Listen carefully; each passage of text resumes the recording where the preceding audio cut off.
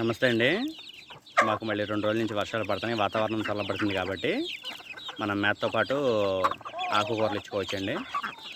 ఆకుకూరలన్నీ కూడా ఇంచుమించుగా వేడి చేసే స్వభావం కలిగి ఉంటాయండి. అందువల్ల ఎండగా ఉన్నప్పుడు తగ్గించుకొని మనం వాతావరణం చల్లబడినప్పుడు ఇచ్చుకోవచ్చు. ఈరోజు మనం మేతతో పాటు ములకాకు ఇచ్చుకున్నామండి. ములకాకుని కొద్దిగా చిన్నగా ఆకు కింద తీసుకుని మేతతో పాటు నానబెట్టి ఈ విధంగా ఇచ్చుకోవడం వల్ల మేతతో పాటు కలిపి తింటూ ఉంటాయండి. అయితే మన కోళ్ళకి ఎక్కువగా ఆకు అలవాటు చేయడం వల్ల ఏమవుతుందంటే రేపొద్దుట పిల్లలు చేసిన తర్వాత కూడా కోళ్ళు త్వరగా పిల్లలకి అలవాటు చేయడానికి అవకాశం ఉంటుంది. ఈ విధంగా ఆకుకూరలో ఎక్కువ తినడం వల్ల కోళ్ళకి కావాల్సిన అన్ని పోషకాలు అందుతూ ఉంటాయి. ఆకుకూరలో కూడా ఎక్కువ వాతావరణం చల్లగా ఉన్నప్పుడు ఇచ్చుకోవడం చూడండి, ఎండగా ఉన్నప్పుడు తగ్గించుకోండి. ఈరోజు మనం ఇచ్చుకున్న మేత ములకాకు ఇచ్చామండి సజ్జలతో పాటు. ఈ విధంగా కలిపించుకోవడం వల్ల ఫస్ట్లో సపరేట్ చేసి మెల్లగా తినడం మొదలు పెడతా ఉంటాయి.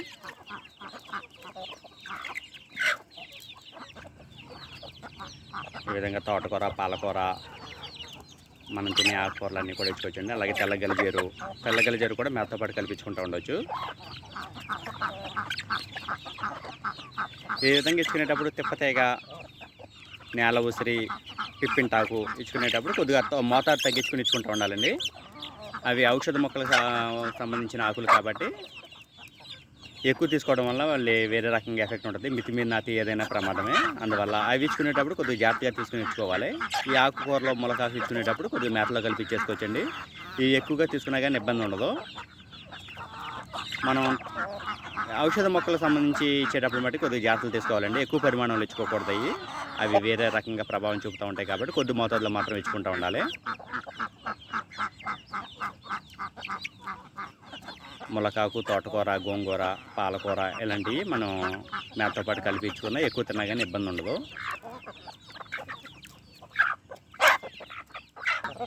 పిల్లల పెట్టలకి ఈ విధంగా తినడం అలవాటు ఉండడం వల్ల రేపొద్దుటి పిల్లలు కూడా త్వరగా అలవాటు చేస్తూ ఉంటాయండి. అవి తింటూ ఉంటాయి కాబట్టి పిల్లలు కూడా త్వరగా అలవాటు చేయడం వల్ల పిల్లల్లో పోషకాలకు సంబంధించి లోపాలు రాకుండా ఉంటూ ఉంటాయి. ములకాకి ఇచ్చుకోవడం వల్ల ఎండు తెగులు అలాంటివి రాకుండా ఆపుతూ ఉంటుందండి చాలా వరకు. మనం ఎండు తెగులు వచ్చిన తర్వాత ములకాకు, బెల్లం అనేది ఉపయోగపడుతూ ఉంటుంది. ఈ విధంగా ములకాకే ముందు నుంచి ఇచ్చుకోవడం వల్ల కోళ్ళల్లో ఎండు తెగులు అనే రోగం రాకుండా మనం కాపాడుకుంటూ ఉండొచ్చు. అదేవిధంగా ములకాకుని రెబ్బల కింద కట్టుకోవడం వల్ల కూడా ఎక్కువ కోళ్ళు ఏలాడి కట్టుకుంటూ ఉంటే తింటూ ఉంటాయి. మన పిల్లలు కూడా ఎర్ర కూడా ఒకటి ఉందండి, అది బాగా తింటుంది. అలాగే పిల్లలు కూడా అలవాటు చేస్తూ ఉంటుంది. అలా కోళ్ళకు కూడా ముందు నుంచి మనం అలవాటు చేసుకోవడం వల్ల పిల్లలు త్వరగా అలవాటు అవుతూ ఉంటాయి.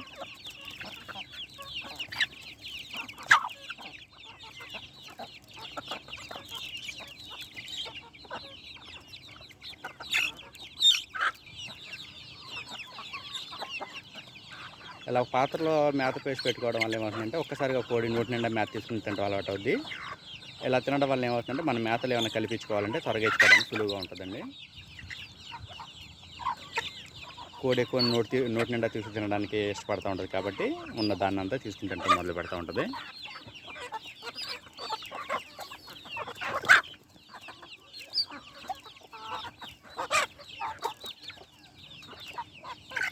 ముందు కొద్దిగా ఆకుల్ని తప్పించేయడం మొదలు పెడతా ఉంటాయి.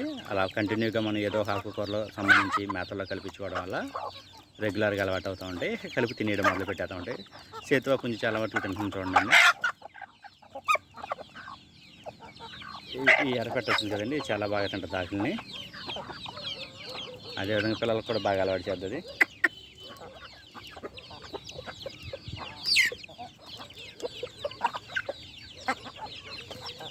అయితే మనం గమనించుకోవాల్సింది ఏంటంటే ఔషధ మొక్కలకు సంబంధించిన జాతిగా గమనించుకోండి.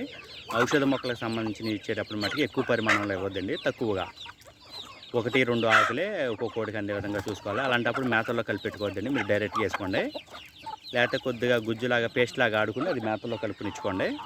మీ కోళ్ళ సంఖ్యను బట్టి ఆకులు తీసుకుని వాటిని పేస్ట్ లాగా ఆడుకుని ఆ పేస్ట్ని ఏం చేస్తారంటే మేతల్లో కలిపేసి పెట్టుకోండి. ఈ విధంగా ములకాకి ఇచ్చినట్టు మనం పిప్పింటాకు కానీ తిప్పతీగ చేతికి అసలు తినవండి. ఇలాంటి ఆకులు ఇచ్చేటప్పుడు ఔషధ మొక్కలకు సంబంధించి అంటే మన ఔషధ మొక్కలు అనేవి ఏంటంటే అవయవాల మీద ప్రభావం చూపిస్తూ ఉంటాయి కాబట్టి, అంటే మనం భోజనం తీసుకునే పరిమాణము, ట్యాబ్లెట్ పరిమాణం అనేవి వేరువేరుగా ఉంటాయి కాబట్టి ఔషధ మొక్కలు అనేవి తక్కువ మోతాదులో తీసుకుని ఎక్కువ ప్రభావం ఉంటుంది. అందువలన మనం కూరకి వినియోగించుకునే ఆకుకూరలో ఎక్కువ పరిమాణంలో ఇచ్చుకున్నా పర్వాలేదు. ఔషధ మొక్కలకు సంబంధించిన మట్టికి తక్కువండి. ఒక కోడికొచ్చి 3 ఆకుల కంటే పెద్ద కోడైనా సరే 3 ఆకుల కంటే ఎక్కువ పరిమాణం వెళ్ళకుండా చూసుకుని ఆ విధంగా మనం నిర్ణయించుకుని ఆకు విధంగా పెట్టుకున్నా కానీ లేకపోతే పేస్ట్ చేసుకుని మేతల్లో కలిపి పెట్టుకున్నా కానీ కొద్దిగా జాగ్రత్తగా గమనించుకుని పెట్టుకోండి.